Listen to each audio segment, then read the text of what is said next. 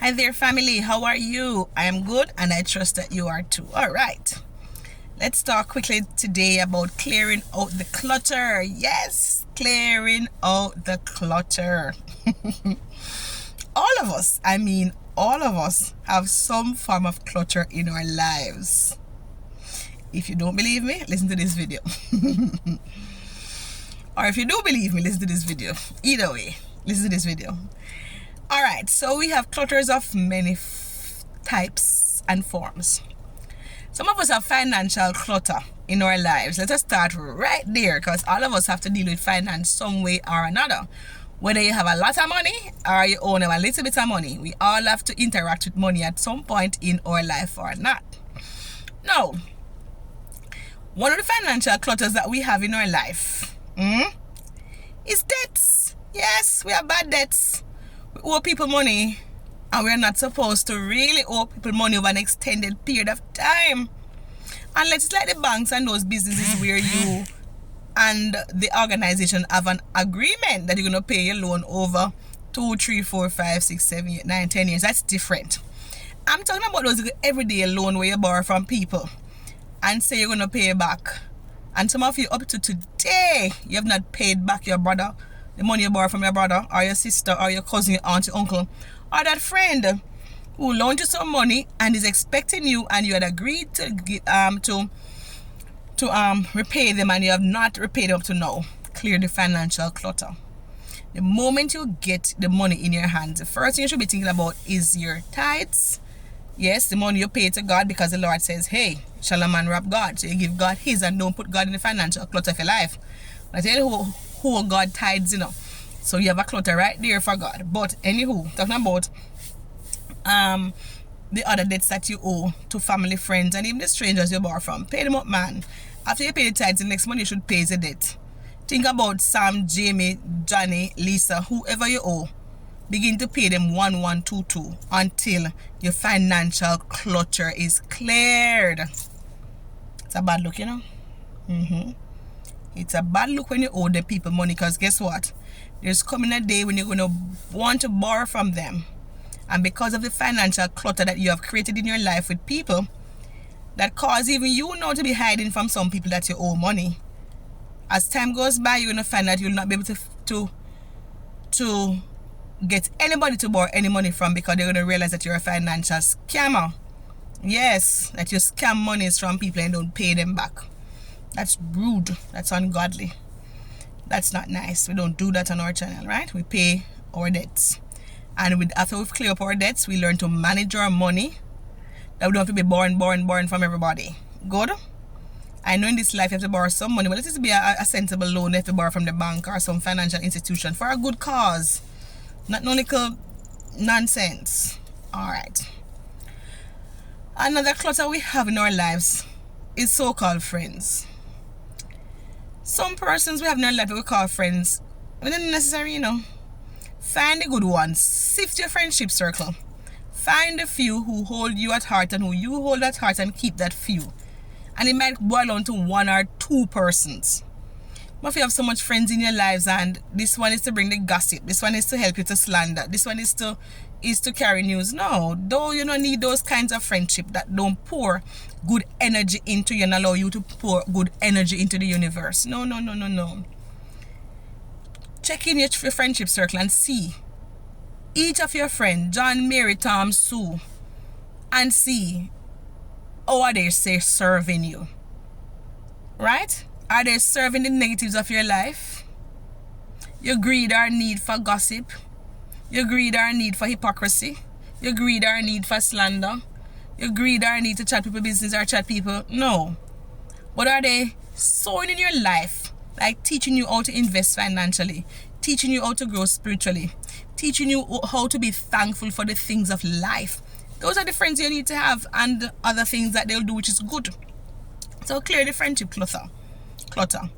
Even the family clutter too. Some of us have some family clutter.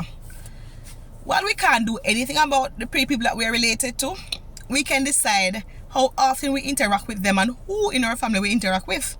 Because some family members seems like they're really burdens rather than blessings. And we just sift out the ones that seems like they are more burdens, or come to be, are the ones that are uptight, are the ones that are so greedy in our families. You know, those ones that just take from us like leech. Whatever it is that they can take from us, inner or outer. And sift them, man, and work with the family members that are focusing forward and progressing, and run with those ones. And not only progressive for themselves, you know, but wanting you and them to progress, and is willing to show you the ways and the means for both of you to progress in a good way. All right, in a good way. Okay, what about the workplace clutter? Yeah, man, some relationships that we have in the workplace are just clutters. They serve us no good. All they serve us is to be bad co-workers. That's the only thing they serve us. Teach us how to be bad co-workers. And before you know it, we're in the workplace and have workplace problems. Or they teach us how to be lazy at work or waste time at work. No, man, let us clear the clutter. We don't need those clutters. Find the friendship groups in the workplace if you need it, because it doesn't necessarily need a friend at the workplace, you know.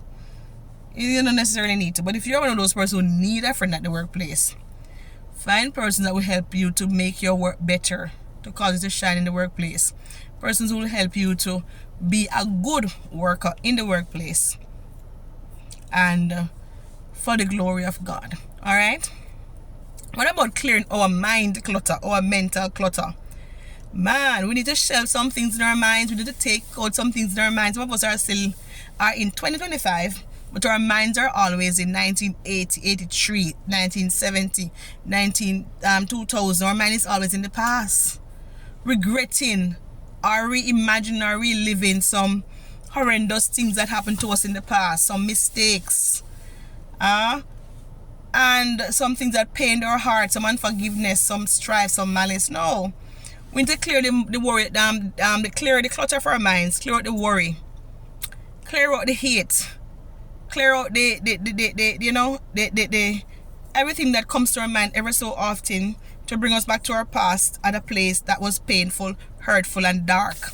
Yes, clear the clutter in our minds that causes us not to be fruitful in our minds, and wants us to think of things that are not good. The Bible says we must think of good things. Things like whatever is pure, whatever is true, whatever is praiseworthy, whatever is noble. We must think on these things. The truth is, what we should be thinking of should be able to be displayed before anybody.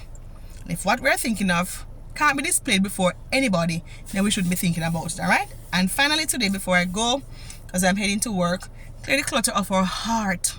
Yes, we must clear the clutter of our heart. Some of us still hold some old boyfriend and girlfriend in our heart, some old broken heart we're nursing over there, and those broken hearts were given to us many years ago, and then for some person maybe recent, and you have to mourn your broken heart because the relationship didn't work out. Some of us still nursing some stab that we got in our back, as always say it. Your friend or your friend name is stabbing your back, and it hurt your heart so much, it pained your heart, and you're still nursing that 5, 6, 10 years now. Come on, we need to release our heart from those things. Release our heart from the hate, from the envy, from the jealousy, from the anger, all those unhealthy emotions that we are nursing.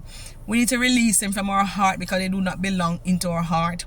Our heart needs to be pure and true and lovely. Our heart needs to be free from deceit and lies and trickery and the things of the darkness, dark wisdom I call them.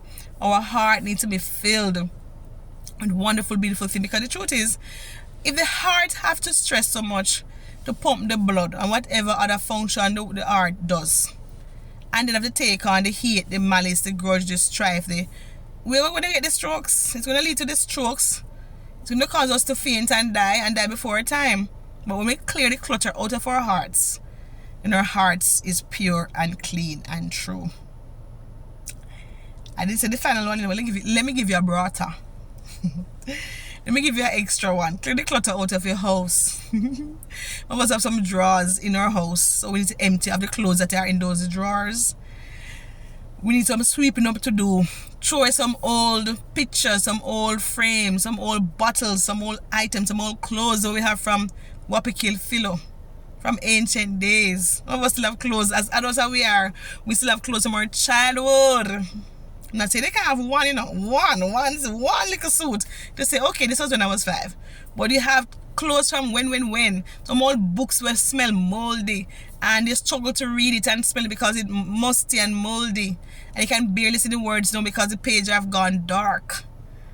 Let's clear the clutters out of our house. Some old sheets where we used to love and they tear up now and they burn out. Let's throw them out. Let's clean up the house, our physical house, our spiritual house, our mind, our heart, our friendship circle, family, those at work. Let's clear the clutter, all right, and have a clutter-free life. Love you. Walk good.